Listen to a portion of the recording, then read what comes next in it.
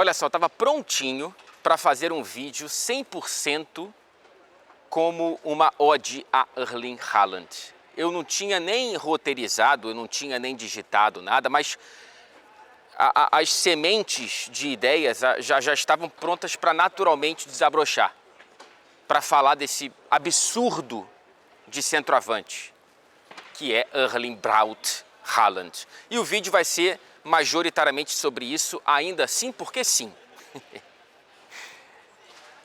Mas é claro que aqui estamos para fazer a resenha do jogo, para fazer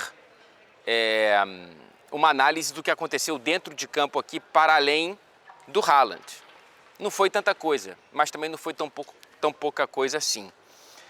Cara, o Manchester City controlou o jogo no segundo tempo com menos segurança do que precisava e com uma prioridade do controle exagerada para a vulnerabilidade que apresentava quase toda vez que o Mônaco conseguia emendar e acertar 2, 3 passos para sair da primeira linha de pressão. Então, quando isso acontece, você fica muito sujeito, fica muito à deriva de um erro, um vacilo, um golaço, como o primeiro do Mônaco, inclusive, de você perder 2 pontos. E às vezes até 3, né? No fim das contas, o Manchester City teve o lance do pênalti, eu ainda não vi. Eu só vi do outro lado do campo, atrás do outro gol, da outra baliza, então assim, é difícil eu opinar. Tô parecendo um jogador de futebol sabonete, né, que não vê as coisas antes de dar entrevista. Mas enfim, eu não consegui ver ainda. Mas eu só vi a imagem estática, eu só vi os frames e me pareceu claramente jogo perigoso, um pé muito alto do Nico Gonzalez. E aí o Eric Dier, lembra dele? O nosso inglês mais português que eu conheço, ele vai lá e consegue fazer na frente de um dos melhores, se não o melhor pegador de pênalti do mundo nesse momento, talvez do lado do Kelleher. Ele consegue fazer esse gol de um empate muito valioso para o Mônaco, que teve muito menos finalizações, que teve muito menos posse de bola, mas que teve um grau de periculosidade apresentado ao Manchester City, tanto quanto o City com mais chances e com mais finalizações, quase tanto, vai. Porque assim, o primeiro tempo era para ter terminado 3-1 para o Manchester City, vai. Era para a gordurinha já ter sido aplicada ao placar, mas não foi. Quem dera fosse assim que eu lidasse com a minha gordura, né? Que eu consumisse a gordura, mas ela não se refletisse no produto final. Infelizmente, eu não sou como foi o primeiro tempo aqui desse Manchester City e Mônaco, mas enfim. Então, no fim das contas, é muito difícil falar que foi injusto, porque quando você opta por prioritariamente controlar algo que você não controla direito, né? Por exemplo, eu não compro panela de pressão porque eu não consigo entender a física por trás disso. Então eu não vou comprar uma panela de pressão e inventar de fazer um feijão e fingir que eu estou controlando, daqui a pouco, né? 7 palmos debaixo do chão, né? Então assim, eu acho que o Manchester City acabou tentando controlar uma panela com a qual ele não tinha muita intimidade nesse segundo tempo, dada a vulnerabilidade. Pois bem, vamos falar do Haaland, porque assim, bicho, no melhor futebol do mundo de mais cedo, eu estava conversando com os meus companheiros, com os meus colegas desse grande megazord que é a TNT Esportes, esse grande Capitão Planeta, somos todos um, e a gente estava lá conversando sobre os fulminantes inícios de Harry Kane e de Kylian Mbappé, para nos limitar a discussões sobre camisas 9, né, nesse começo de temporada, e que de fato são os dois que estão amassando mais números, ao lado de Haaland. E eu fiquei tentando lembrar, Haaland, porque assim, bicho, os números dele, mais uma vez, são impressionantes, ainda que, em comparação com outros começos de temporada pelo Manchester City, eles não sejam tão barulhentos quanto. porém ainda são muito, muito extraordinários. É que o Haaland, eu penso, ele nos acostumou a isso. Então, quando o Haaland faz o que ele está fazendo, não ganha tanto um grau de surpresa, ainda que esses outros dois, Mbappé e Kane, também nos tenham acostumado. Cara, o Mbappé saiu de uma temporada com 44 gols pelo Real Madrid. O Harry Kane, para mim, é um dos melhores e mais completos centroavantes que eu já vi no futebol. Tá ali no top 5. Vai, acho. Então, assim, não é como se os outros dois estivessem fazendo algo completamente novo para as carreiras deles, sabe? Mas a gente tem talvez como é que eu posso dizer, cara? Um grau de exigência mínimo para se impressionar com o Haaland que é maior do que com outros. Talvez porque outros entregam outras coisas para além dos gols. E aí o Haaland, ele por, entre aspas, só entregar gols, ele fica parecendo só um finalizador de jogadas, como se isso fosse fácil. Como se isso qualquer um fizesse. E assim, bicho, deixa eu começar pelos números, para depois passar para as sensações que eu acho muito importantes, tá? Mais 2 gols hoje, né?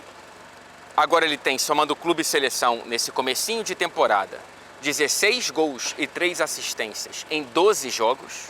Portanto, 19 participações diretas para gol em 12 partidas.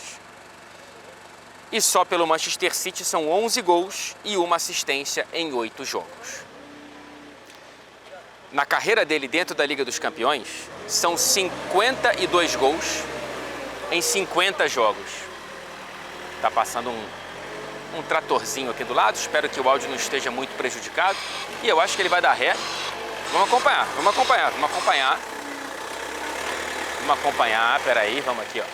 Vamos acompanhar a remoção desse tapete, que eu acho que estamos acompanhando um esporte ao vivo. Estamos acompanhando um esporte ao vivo. Eu não vou deixar filmando porque eles vão ficar bravos comigo, mas eu achei uma interrupção justa aqui da nossa linha de raciocínio. Será, rapaz, que vai dar certo?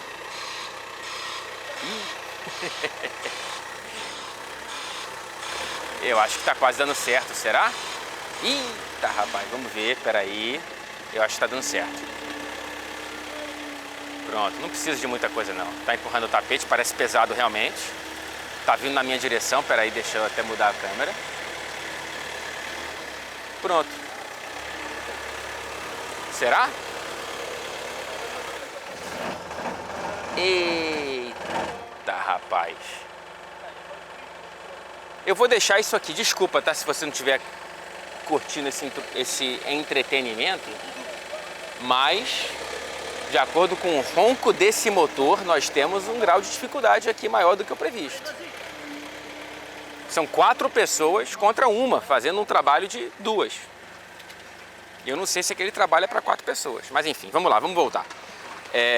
Se a câmera cair é porque eu fui atropelado por esse trator desgovernado. Ah, deu tudo certo. Deu tudo certo. Tem que... Ó, o treinador do Mônaco passando aqui. Isso aqui tá uma festa. O Principado tem uma coroa. Vamos lá. Na história do Haaland na Liga dos Campeões são 50 jogos e 52 gols. Falando isso, assim, solto, talvez pareça só impressionante, mas não é só impressionante, tá? E aí vamos trazer uma ordem de grandeza muito boa que a Opta trouxe. 9 clubes marcaram menos do que 52 gols, menos do que o Haaland, nos próprios primeiros 50 jogos na Liga dos Campeões. 9 clubes, são eles: Dinamo Zagreb, Anderlecht, Lille, Clube Bruges, Besiktas, Celtic, Galatasaray, CSKA e Panathinaikos. Esses 9 marcaram menos do que o Haaland nos 50 primeiros jogos das próprias histórias na Liga dos Campeões. Eu já acho isso formidável. Segundo ponto. Ele contra o Napoli foi o mais rápido a chegar a 50, né? Gols na Champions, em 49 jogos. 16 partidas antes do Messi, que chegou aos 50 em 66 na Champions. 41 jogos antes do Cristiano, que chegou aos 50 em 91 partidas. Eu sei que tem todos os contextos, tá? O Cristiano começou como ponta, o Messi demorou a desandar a fazer gol, né? E o Haaland sempre foi centroavante. Mas é só para trazer uma ordem de grandeza que eu acho muito justa e totalmente aplicável e não apelativa para isso que estamos testemunhando. Eu insisto, tá? Estamos testemunhando o Erling Haaland. Eu acho realmente que ele é desse tamanho. E talvez quem ainda não deu o braço a torcer,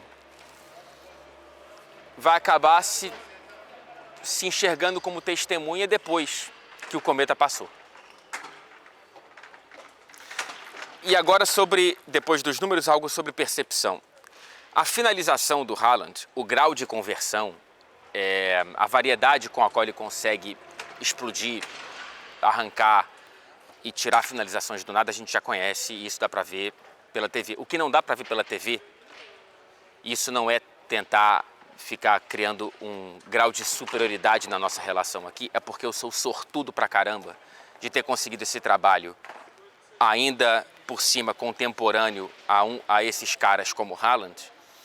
E aí vendo ao vivo, vendo no estádio, e se você consegue no estádio aí, seja qual for o time, você sabe que é um jogo diferente do jogo pela TV, pela transmissão, né? Você consegue ter um olhar muito próprio, né? Você fica muito mais independente, você não fica sujeito ao que o diretor de transmissão está cortando em cada câmera. Você é o próprio diretor de transmissão, você presta atenção no que você quiser. E eu adoro ficar prestando atenção no Haaland. Desde que ele chegou, foi a primeira coisa que me surpreendeu. Quem acompanha o canal sabe, quem acompanha os vídeos sabe. Quando ele chegou, a primeira coisa que me impressionou foi isso. Como é divertido ver o jogo do Haaland longe da bola. Quando o City está com a posse e como ele está o tempo todo vendo onde é que é a melhor posição para ele estar e como se movimentar, ludibriar o adversário, dar o tempo da passada, segurar, ele quase nunca está impedido, por exemplo. Ele está sempre pensando nisso, bicho. Quando é para não fazer nada, porque ele sabe que o City naquela bola não vai passar para ele. Então é impressionante ver o trabalho sem bola. É um sexto sentido. É um negócio, é muito bonito, bicho. É tipo, cara, ele nisso aí, ele é dos maiores que eu já vi. Assim, você pode discordar de vários outros pontos do jogo do Haaland. Esse aí, ele é gênio. Nesse ponto aí, ele é gênio. É um negócio inerente, assim, que faz parte do corpo dele, que faz parte da corrente sanguínea, que faz parte dos neurônios ali. Ele está conectado a tudo que está acontecendo naquela ciranda, naquela dança, para ele se posicionar de uma maneira perfeita para o bote. Ele vai errar às vezes, mas eu já trouxe os números para mostrar que ele acerta muito. E o City proporciona um caminhão de chances para esse rapaz. Um caminhão de chances para esse rapaz. Para finalizar, eu acho que tem outros pontos que a gente pode trazer aqui. O azar do Wanderson. O Wanderson, pela segunda convocação seguida, é nomeado pelo Ancelotti e acaba se machucando e cortado. Aqui, cara, no momento em que ele cai no primeiro tempo com uma lesão clara de que o posterior da coxa deu aquela soltada, ele começa a esmurrar o chão. Com certeza é pensando em seleção, mas assim, sem nenhuma dúvida e sem nenhum desrespeito ao Mônaco, porque uma lesão já é triste o suficiente, mas putz, bicho, o cara ele soube disso antes do jogo, com certeza. O Caio Henrique também foi convocado, dos brasileiros aqui hoje, dos dois times. O Savinho não foi. E aquela cena é uma cena de cortar o coração. Eu fiquei muito tocado mesmo, assim, é muito triste, cara. Mas, pô, ele é jovem pra caramba e teremos mais convocações no ano que vem, não tantas assim, por isso que eu sinto por ele, mas claramente o Ancelotti está de olho, né? E claramente é uma posição sem donos. Não é uma posição em que, cortado 2 vezes, você já fica praticamente sem chance porque vão te engolir. Talvez não. Olhando pela perspectiva do Wanderson, né? Pela perspectiva da seleção, seria ótimo que outros competissem para que tenha uma pluralidade de opções naquela posição ali, nas laterais como um todo, né? Mas enfim, tem esse ponto do Wanderson. E o técnico do Mônaco, o Adolf Rutter, trouxe para a gente uma informação que, até onde eu vi, ninguém tinha dado e ele não tinha falado para ninguém, que é a de que o Pogba volta provavelmente a ser relacionado com o elenco do Mônaco, vai ficar no banco de reservas logo depois da data FIFA, acho que é o jogo contra o Auxerre, pela Ligue 1, pelo campeonato francês. O que quer dizer, o Pogba pode voltar a ter minutos depois de mais de 2 anos. A última vez que ele entrou em campo foi com a Juventus contra o Empoli na Série A italiana, no dia 3 de setembro de 2023. Depois tivemos a punição pelo doping, punição inicialmente de 4 anos, depois reduzida para 1 ano e meio. A punição acabou, o Mônaco o contratou, mas evidentemente tem sido uma pré-temporada à parte para o Pogba, que agora deve voltar. E isso é muito bom de escutar, viu? Muito bom de escutar. E tomara que o Paul Pogba, que está com 32, 33 anos, consiga ainda ter muita lenha para queimar, porque vai ser um prazer vê-lo aqui na casa da Champions, na nossa Liga dos Campeões. É isso, gente. Apreciem Erling Haaland, tá? Apreciem Erling Haaland porque é uma arte. Pode não parecer, mas é uma arte. É bonito.